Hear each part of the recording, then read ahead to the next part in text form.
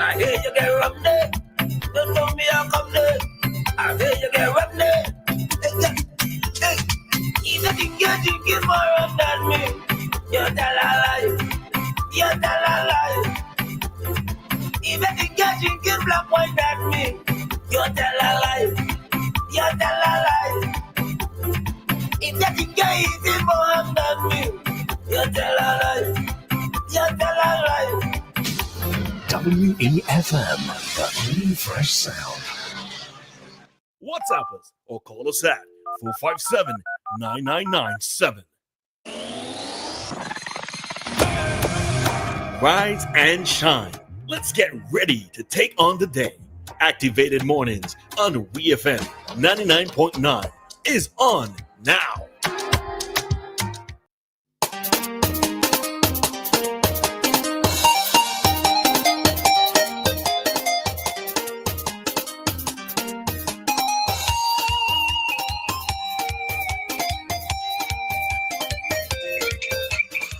All right, and we are into our Activated Mornings segment here on WEFM. And already on the line, we have Mr. Philbert John to provide his commentary. Philbert, good morning to you. Yes, call me P. John, please. Good morning, P. John. Good morning. I noticed how you spell your name P-double-E, though. I had to chuckle with that. That's it. and all common letters. All common. Thought your name was a proper noun. I sorry didn't get in yesterday. I kind of wake up a bit late. This is what happened when you retired. But I was listening to the discussion and the certain comments made about Santa World Boss, and I think I want to give my 2 cents on that. Now, the PM, our Prime Minister, Honorable Dr. Gonzalez, is part of an ensemble singing a parang song. Tell me what you want for Christmas. And some persons have expressed concern about him getting involved in that kind of activity at this time. They claim that there are certain issues in the country, particularly the gun crimes, and he should be focusing on addressing that. And they claim that he has not made much of a statement on those issues. Now, I'm baffled to understand why anyone should have any problem with the Prime Minister having some fun and sharing the Christmas spirit in his way with essentials. And to me, it doesn't necessarily mean he has abandoned his other roles. I think he's just simply trying to lift the spirit of the country. It can be seen in that way. And the Prime Minister is the Prime Minister. He is unique. He's special. It's hard to find anyone with his outlook, his attitude, etc. in the region. And we should applaud him for doing what he's doing. See, the country, he's running the country, yes. And it doesn't mean, as they say, we can't walk and chew gum at the same time. He has every right to express himself, and we should take a leaf out of his book. Yes, we have issues, and that doesn't necessarily mean we have to get saddened for the Christmas or anything like that. So that is what I just want to say about that this morning. Okay, I hear you. But Dianna and I gave our thoughts with regards to that yesterday, so don't necessarily need to feel the need to repeat it here. But you said something interesting. What's the quote? You can't walk and chew gum? Mm-hmm. Yeah. So why can't you walk and chew gum? And in this case, why can't the PM do? No, I said we can. We can. And chew gum at the same time. Okay. And the PM is walking and chewing gum at the same time? Yes, he's running the country and he's having fun at the same time. All right, Pijan. And we shouldn't be waiting for doing that. I find it funny. It baffled me that, this Christmas season, the leader of the country having some fun and encouraging us to do the same. And we have problem with that. We will always have issues. And the counting goes up to 6 rather than up to 10, I don't know. Pijan, yeah, you are very much entitled to have your opinion. You see, even counting up to 6 brings in the whole thing of politics as well. So is it really in the essence of fun? So what's the problem with that? Yeah, well, yeah, I know it's easier to gloss over things, and then again, everybody's opinion will be different. So yeah. But I sent my piece on it yesterday, so I don't really feel like want to have to repeat this morning. So, but I take your opinion. Yeah. I take your opinion. Okay, thank you, and I've enjoyed the rest of the day, both to you. You as well, thank you. All right. Okay. All right, so that was Pijan there with his commentary. All right, so we are officially into the Activated Mornings program for today, Wednesday, the 18th of December. And in studio, you have Dianna, Cain, and myself, Roleza Samuel. And we are your hosts for this morning's session. Dianna, all is well? Greetings. No, I don't feel so well, but I am here and I have energy for my people. Good morning to you. Good morning, everybody. Somebody's on my mind this morning. Anita, long to hear from you, man. Give me a call this morning. Yes, right. We haven't heard from her, but that means she's on vacation, right? I know, but she's probably listening, but she's on vacation from us. All right, so good morning to everybody. For those of you who went out last night to the cricket that took place at Annisville, how was it? That cricket, listen to me. I just commented on a friend post on Facebook saying I hope the Annisville Hospital done in time. Milton kid who can handle all them pressure case day. But this is the thing I can never understand. No. At this point in time, anybody who attends a cricket match with West Indies playing, y'all just need to prepare yourself. I could never understand people going to the match. Y'all go into the match or you're watching matches and you still turn around and complain. They're right. You know there is a strong possibility of your expectations not being met. Right? Job faith, Roleza. They're practicing the Job faith. Yes. I like to practice the reality faith, right? Not necessarily Job faith, but the reality faith. All right, we have a call there. Hi, caller. Good morning. Good morning. Morning. I like how Empress Dianna stay away from politics. When it comes to politics, she doesn't say much on that. No, I didn't. Agree with you. But if everybody did that, though, Queens, if everybody did that, what's going to happen? If everybody did that, or if many persons did that, what's going to happen? No, everybody's not going to do that. Because everybody can't handle it. If them red rats come after Dianna, she may not be able to handle it.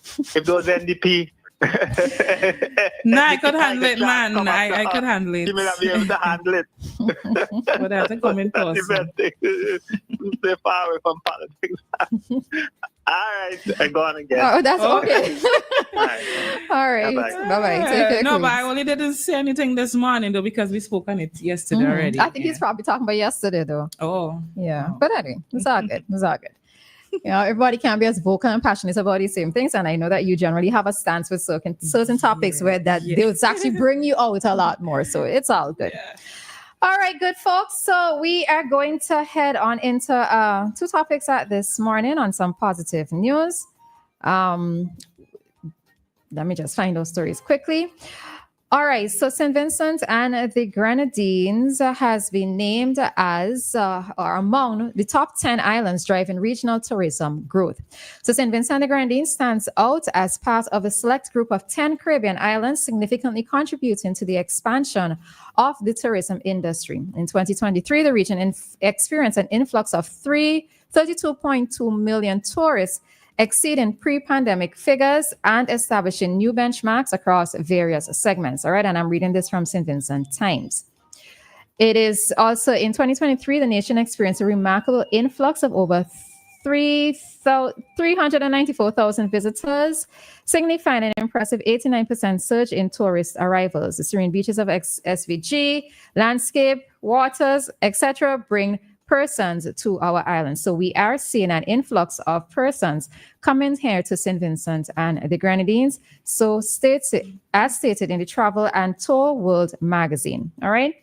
We're also seeing, last week it was announced that the Tourism Authority has engaged a PR marketing company to help with the public relations and storytelling of St. Vincent and the Grenadines.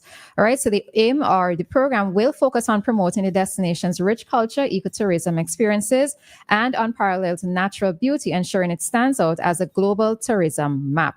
So we are seeing that a PR firm, they're based in Trinidad and Tobago, has been engaged by the Tourism Authority to help to promote St. Vincent and the Grenadines. And that last story that I read is actually from the Searchlight newspaper. All right. So commendations to, I guess, us as a nation. We got to start with the government first, but to us as a nation, to the government for having maybe being visionary in the sense of bringing in or seeing the value of having an international airport.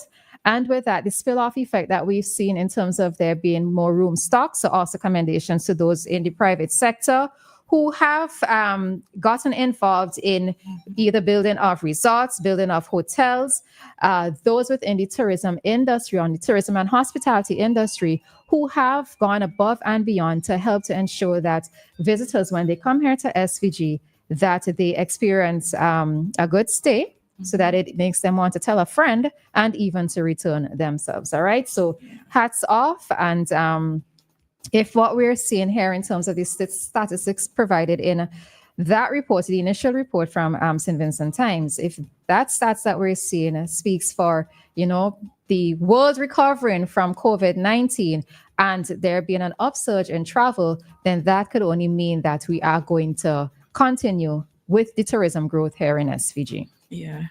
And I mean, we saw a few cruise ships making their inaugural visit to us this year. Appointments of new people in the tourism. So I have to say, like, what I'm hearing from the tourism industry, from the Ministry of Tourism, and looking forward to more things, looking forward to great things. So commendations to them, Yeah. And what I also appreciate is that Carissa Taylor at the helm at the Tourism Authority. Let me get her exact position correct. I know she's in marketing, but all right. So Senior Marketing Officer at the Tourism Authority. That she is taking different steps. So I know it won't just be her, but it's the team, right? The organization, that they are taking different steps or they're trying different things so as to be able to get the word out on SVG. We've noticed that they engaged influencers such as what's that guy's name again? I forget it. I had it in my mind and it just that's the guy who started the war between Trinidad and Grenada over the Raisin Road. His name completely went straight out my head. But so they engaged persons like him. They've engaged the Ellises to help with promotion of St. Vincent and the Grenadines. And it could only mean that, with more persons. And the thing of it is that, I mean, I did make the comment of wanting to know what the stats were like in terms of how effective the influencers have been. But the thing of it is that we also do need to try new things, and we also have to try new methods that are generally in use at this time. So influencers do help to promote and do help to push products and services. So using them, even if it just means that 10,000 persons are more aware of St. Vincent and the Grenadines, and 5,000 of them decide to visit, those 5,000 can have a spill-off effect or a multiplying effect for other persons knowing about our country. All right. So I'm happy that there are new initiatives being undertaken, new methods are being tried, as well as, sometimes when somebody goes to a position that's new and they throw out their ideas, sometimes it's shut down. Yes. But it seems as if that there is that openness, maybe to at least consider and to engage. Yeah. So I'm happy to see that happening. All right. So hats off to SVG, and remember that tourism is our responsibility. So is crime, but we're talking tourism right now. Tourism is everybody's responsibility, and we do have a hand to play in the marketing and promotion of St. Vincent and the Grenadines, even as individuals. All right. Yeah, Nicholas Novan. Just to say that was Oh, that's his name. Nicholas Okay. Novan. Somebody is saying there, if we don't have any PR companies that could do the job. Do I know of PR companies here in SVG in terms of who can do this? None come to the top of my head, but I know sometimes that persons would say, well, why didn't we use a Vincentian? But I also have to ask the question that when we try to get positions overseas in other countries, if we want to be met with the same type of comments, when we try to work in different territories, because they might also say, Barbadians might say, well, why can't you hire Barbadian as opposed to a Vincentian? Yeah. So for me, sometimes what it is that it's really a global, the world is global, and no specific services or skills necessarily needs to be done within the country. Yes, first preference should be given to persons within the country, but it also means that their standard has to be just as high, right? Yes. So the experience and qualifications need to be across the scale. That's how it is, I view it. Yep, Okay? I feel the same, man. All right, so we are going to head on out at this time, as the time here in SVG is 7:35, and we are going to head directly into today's traffic talk.